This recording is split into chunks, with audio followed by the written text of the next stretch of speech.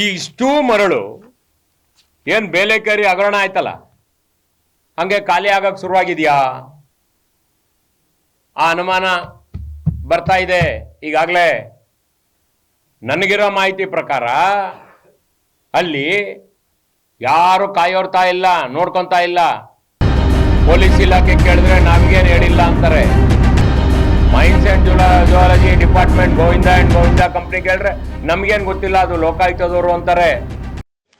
ಶಿವಮೊಗ್ಗ ಜಿಲ್ಲೆಯಲ್ಲಿ ಮರಳು ಮಾಫಿಯಾ ಯಥೇಚ್ಛವಾಗಿ ನಡೆಯುತ್ತಿದ್ದು ಮತ್ತೊಂದು ಬೇಲೆಕೇರಿ ಹಗರಣಕ್ಕೆ ಸಾಕ್ಷಿಯಾಗುತ್ತಿದೆ ಎಂದು ಮಾಜಿ ಶಾಸಕ ಕೆಬಿ ಪ್ರಸನ್ನ ಕುಮಾರ್ ಆತಂಕ ವ್ಯಕ್ತಪಡಿಸಿದ್ದಾರೆ. ಪತ್ರಿಕಾಗೋಷ್ಠಿಯಲ್ಲಿ ಮಾತನಾಡಿದ ಕೆಬಿ ಪ್ರಸನ್ನ ಕುಮಾರ್, ಜಿಲ್ಲೆಯಲ್ಲಿ ಮರಳು ಮಾಫಿಯಾ ಎಗ್ಗಿಲ್ಲದೆ ಸಾಗುತ್ತಿದೆ. ಗಣಿ ಮತ್ತು ಭೂವಿಜ್ಞಾನ ಇಲಾಖೆ, ಕಂದಾಯ ಇಲಾಖೆ, ಅರಣ್ಯ ಇಲಾಖೆ ಸುಮ್ಮನೆ ಕುಳಿತಿವೆ. 2025 ಜುಲೈ 1ರಂದು 22 ಬ್ಲಾಕ್ಗಳಿಗೆ ಮರಳು ಕ್ವಾರಿಗಳಿಗೆ ಅನುಮತಿ ನೀಡಲಾಗಿತ್ತು. ಆದರೆ 11 ತಿಂಗಳಾದರೂ ಕೂಡ ಇಲಾಖೆಗಳಿಂದ ಇವುಗಳಿಗೆ ಅನುಮತಿ ನೀಡದಿದ್ದರೂ ಇನ್ನೂ ಆರಂಭವಾಗಿಲ್ಲ. ಇದರ ಪರಿಣಾಮ ಅಕ್ರಮ ಮರಳುಗಾರಿಕೆ ಹೆಚ್ಚಾಗುತ್ತಿದ್ದು ಇಲ್ಲಿನ ಮರಳು ಇತರೆ ಜಿಲ್ಲೆ ಹಾಗೂ ರಾಜ್ಯಗಳಿಗೂ ಸರಬರಾಜಾಗುತ್ತಿದೆ ಎಂದರು. ಮರಳು ಮಾಫಿಯಾದ ಬಗ್ಗೆ ಸ್ಥಳೀಯ ಪತ್ರಿಕೆಗಳು ಸುದ್ದಿ ಮಾಡಿದ್ದವು, ಆದರೂ ಕೂಡ ಯಾವ ಅಧಿಕಾರಿಗಳು ಕೂಡ ಸಕ್ರಿಯವಾಗಿಲ್ಲ. ಆದರೆ ಲೋಕಾಯುಕ್ತರು ಮಾತ್ರ ಅಧಿಕಾರಿಗಳು ಮಾಡಬೇಕಾದ ಕೆಲಸವನ್ನು ಮಾಡಿ ದಾಳಿ ನಡೆಸಿದ ಪರಿಣಾಮವಾಗಿ ಸುಮಾರು 37,000 ಮೆಟ್ರಿಕ್ ಟನ್ ಅಕ್ರಮ ಮರಳನ್ನು ಪತ್ತೆ ಹಚ್ಚಿದೆ. ಅಂದರೆ ಸುಮಾರು 4,000 ಲಾರಿ ಲೋಡ್ನಷ್ಟು ಮರಳು ಇದಾಗುತ್ತದೆ. ಸುಮಾರು 12 ಕೋಟಿ ರೂಪಾಯಿ ಬೆಲೆ ಬಾಳಬಹುದಾಗಿದೆ. ಈ ಮರಳನ್ನು ಒಂದು ಕಡೆ ಸಂಗ್ರಹ ಮಾಡಿಡಲಾಗಿದೆ. ಆದರೆ ಈ ಸಂಗ್ರಹ ಮಾಡಿದ ಮರಳನ್ನೇ ಕಾಯುವವರು ಇಲ್ಲವಾಗಿದೆ ಎಂದು ದೂರಿದರು. ಈ ಸಂಗ್ರಹವಾದ ಮರಳು ಎಲ್ಲಿಗೆ ಹೋಗುತ್ತೋ ಗೊತ್ತಿಲ್ಲ. ಅದನ್ನು ನಿಧಾನವಾಗಿ ಖಾಲಿಯಾಗುವುದಂತೂ ನಿಜ. ಇದನ್ನು ಪೊಲೀಸರಾಗಲಿ ಅಧಿಕಾರಿಗಳಾಗಲಿ ಕಾಯುತ್ತಲಿಲ್ಲ. ಮತ್ತೊಂದು ಕಡೆ ಸರ್ಕಾರಿ ಕೆಲಸಕ್ಕೆ ಮರಳು ಬೇಕು ಎಂದು ನೆಪ ಹೇಳಿ ಸಾಗಿಸುವ ಕೆಲಸವೂ ನಡೆಯುತ್ತಿದೆ. ಜಿಲ್ಲಾಧಿಕಾರಿಗಳು ಕೂಡ ಇದರ ಜವಾಬ್ದಾರಿ ಹೊರಬೇಕಾಗಿದೆ. ಪೊಲೀಸ್ ಇಲಾಖೆ ಆಗಲಿ ಗಣಿ ಇಲಾಖೆ ಆಗಲಿ ಸುಮ್ಮನಿರುವುದನ್ನು ನೋಡಿದರೆ ಅನುಮಾನಗಳು ಹುಟ್ಟಿಕೊಳ್ಳುತ್ತವೆ ಎಂದರು. ಇವೆಲ್ಲವನ್ನು ನಿರ್ವಹಿಸಬೇಕಾಗಿದ್ದ ಅಧಿಕಾರಿಗಳು ನಿರ್ಲಕ್ಷ್ಯ ವಹಿಸುತ್ತಿದ್ದಾರೆ.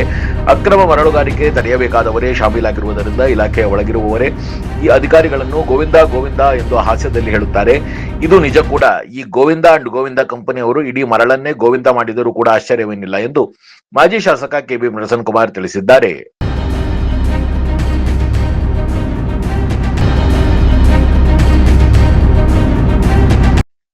ಒಂದು ಸಣ್ಣ ಬ್ರೇಕ್ ನಂತರ ಕೆಬಿ ಪ್ರಸನ್ನ ಕುಮಾರ್ ಏನ್ ಹೇಳಿದ್ರು ಕೇಳೋಣ ಬನ್ನಿ.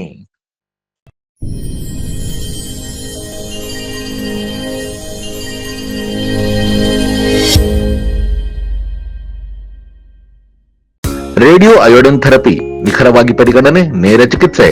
ಹೈಪರ್ ಥೈರಾಯ್ಡಿಸಂ ಮತ್ತು ಥೈರಾಯ್ಡ್ ಕ್ಯಾನ್ಸರ್ಗೆ ಸೂಕ್ತ ಚಿಕಿತ್ಸೆ ಹಾಗೂ ಆರೈಕೆ ನಮ್ಮ ನಂಜಪ್ಪ ಲೈಫ್ ಕೇರ್ ನಲ್ಲಿ ಲಭ್ಯ. ಸಂಪರ್ಕಿಸಿ ನಂಜಪ್ಪ ಲೈಫ್ ಕೇರ್, ಗಾಡಿಕೊಪ್ಪ, ಸಾಗರ ರಸ್ತೆ, ಶಿವಮೊಗ್ಗ. ಮೊಬೈಲ್ ಸಂಖ್ಯೆ 9686629090.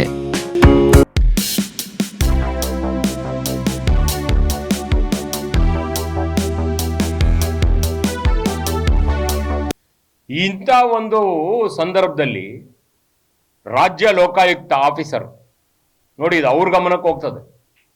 ಲೋಕಾಯುಕ್ತರೇ ಒಂದು ತಂಡವನ್ನು ರಚನೆ ಮಾಡಿ ಇಲ್ಲಿಯ ಮೈನ್ಸ್ ಆ್ಯಂಡ್ ಜುವಾಲಜಿಗಿರ್ಬೋದು, ಇಲ್ಲಿಯ ಪೊಲೀಸಿಗಿರ್ಬೋದು, ಇಲ್ಲಿ ರೆವಿನ್ಯೂ ಆಫೀಸರ್ಸಿಗಿರ್ಬೋದು, ಯಾರ ಗಮನಕ್ಕೆ ಬಾರ್ದಂಗೆ ಅವರೇ ಒಂದು ದೊಡ್ಡ ಟೀಮ್ ಮಾಡ್ಕೊಂಡು ಬರ್ತಾರೆ.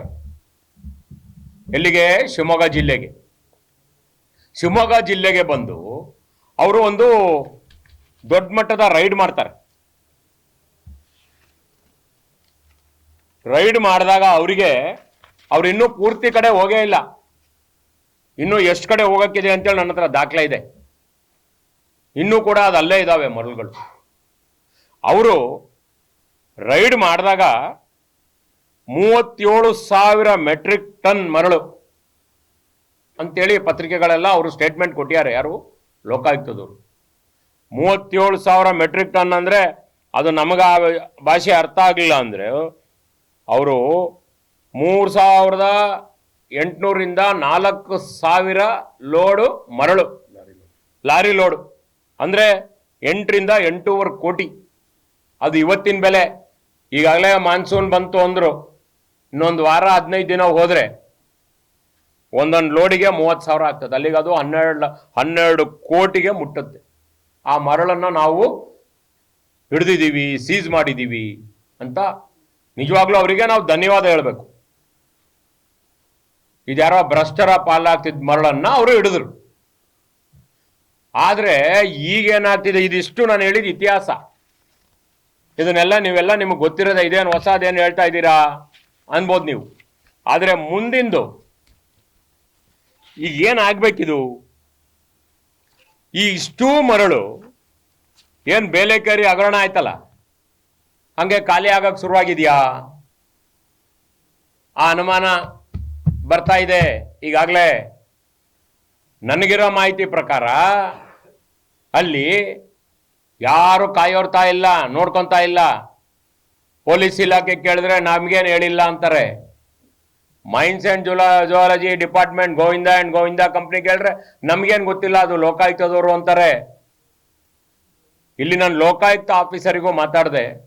ಅವರು ಇಲ್ಲ ಸರ್, ನಾವು ನಮ್ಮ ಲೋಕಾಯುಕ್ತದವರು ಮಾಡಿದ್ದಾರೆ, ಅವ್ರು ಏನು ಹೇಳ್ತಾರೆ ಅದನ್ನು ಫಾಲೋ ಮಾಡ್ತೀವಿ ಅಂತಾರೆ. ಹಾಗಾದರೆ ಇದನ್ನು ನೋಡ್ಕೊತಾ ಇರೋರು ಯಾರು? ಯಾರ್ಯಾರು ಕಳ್ಕೊಂಡ್ಯಾರು ಅವ್ರವರೇ ನೋಡ್ಕೊತಾ ಇದ್ದಾರೋ ಏನೋ? ದೊಡ್ಡ ಮಟ್ಟದ ಹಗರಣ ಆಗಕ್ಕೆ ನಾಂದಿ ಆಗ್ತಾ ಇದೆ. ಈಗಾಗಲೇ ಗೋವಿಂದ ಅಂಡ್ ಗೋವಿಂದ ಕಂಪ್ನಿ ಈಗಾಗಲೇ ಹೇಳ್ತಾ ಇದೆಯಂತೆ, ಸರ್ಕಾರಿ ಕೆಲ್ಸಕ್ಕೆ ಬೇಕು ಅಂತೇಳಿ ನಾನು ಎಲ್ಲ ನನ್ನ ಕಬ್ಜಾಕ್ ತಗೊಳ್ತೀನಿ, ನಿಮ್ಗೆಲ್ಲ ಹಂಚ್ತೀನಿ ಹೋಗ್ರಿ ಅಂತ. ಇದು ಕೂಡ ನಡೀತಿದೆ. ಅವನಿಗೆ ಅವ್ರು ಹಿಡಿಲಿಲ್ಲ, ರೈಡ್ ಮಾಡಲಿಲ್ಲ. ನಿಜ ಹೇಳ್ಬೇಕಂದ್ರೆ ಲೋಕಾಯುಕ್ತವರು ಹಿಡಿದ ತಕ್ಷಣ ಮೊದಲು ಆ ಇಲ್ಲಿಯ ಇಲಾಖೆಯ ಅಧಿಕಾರಿಗೆ, ಯಾರಿಗೆ?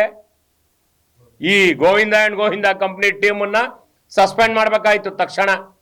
ಅವ್ರು ಮಾಡದೇ ಇರೋ ಕೆಲಸ ಬಂದಿವ್ರು ಮಾಡಿರೋದು. ಯಾಕಂದ್ರೆ ಅವ್ರು ಮೂಗಿನ ನೇರದಲ್ಲೇ ನಡೀತಾ ಇರೋಂಥ ಅವ್ಯವಹಾರ ಇದು. ಇವ್ರು ಹಿಡಿಬೇಕಾಗಿತ್ತು, ಇವ್ರಿಗೆ ಹಿಡಿಯೋಕ್ಕೆ ಸರ್ಕಾರ ಕೂರಿಸಿದೆ. ಆದರೆ ಇವ್ರು ಹಿಡ್ದಿಲ್ಲ. ಹಿಡ್ದಿರೋದು ಯಾರು? ರಾಜ್ಯ ತಂಡ ಬಂದು ಹಿಡ್ದಿದೆ. ಹಾಗಾದ್ರೆ ಇಲ್ಲಿ ಫೇಲ್ ಆಗಿದೆಯಾ? ಇವ್ರಿಗೇನು ಮಾಡಲಿಲ್ಲ ಇನ್ನು. ಇವ್ರಿಗೆ ಅದನ್ನು ಕೂಡ ಉಪಯೋಗಿಸಕ್ಕೆ ಹೊಂಟಿರುವಂತಹ ಎಲ್ಲ ಲಕ್ಷಣಗಳು ಕಾಣ್ತಾ ಇದೆ. ಹೆಸರು ಹೇಳೋದೇನಪ್ಪ ಅಂತಂದ್ರೆ ಸರ್ಕಾರಿ ಕೆಲ್ಸಕ್ಕೆ ಬೇಕು ಅನ್ನೋ ಒಂದು ವಿಚಾರವನ್ನ ಹೇಳ್ಕೊಂಡು ಖಾಲಿ ಮಾಡಲಿಕ್ಕೆ ಹೊರಡುವಂತಹ ಹುನ್ನಾರ ಸಂಪೂರ್ಣ ಇಲ್ಲಿ ನಡೀತಾ ಇದೆ.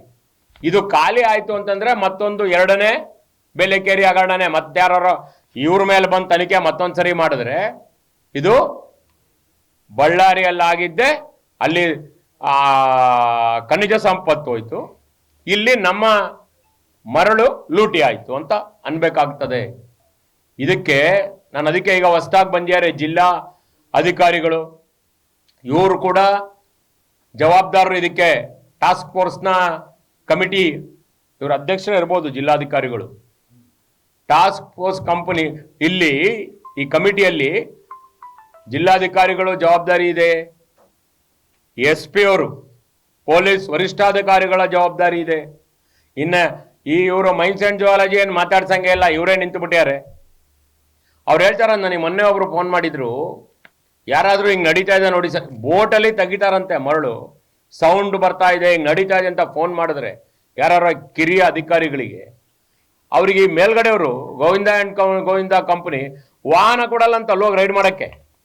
ಎಷ್ಟು ಚೆನ್ನಾಗಿದೆ ಅಂದರೆ ಆಫೀಸರ್ಸ್ ಹೇಳ್ತಾರೆ ಕೆಳಗಡೆಯವರು, ಸರ್ ನಾವು ಹೇಳ್ತೀವಿ ನಡೀತಾ ಇದೆ ಅಂತೇಳಿ, ಆದರೆ ರೈಡ್ ಮಾಡೋಣ ಅಂತಂದರೆ ಅವ್ರಿಗೆ ಹೋಗೋಕ್ಕೆ ಅಷ್ಟೊತ್ತಿಗೆ ವಾಹನಗಳು ಬರ್ದೇ ಇರೋಂಗೆ ಡ್ರೈವರ್ಗಳಿಗೆ ನೀವೆಲ್ಲೂ ಹೋಗ್ಬೇಡ್ರಿ ಮನೆಗೆ ಹೋಗ್ರಿ ಅಂತೇಳಿ ಕಳಿಸ್ತಾರಂತೆ.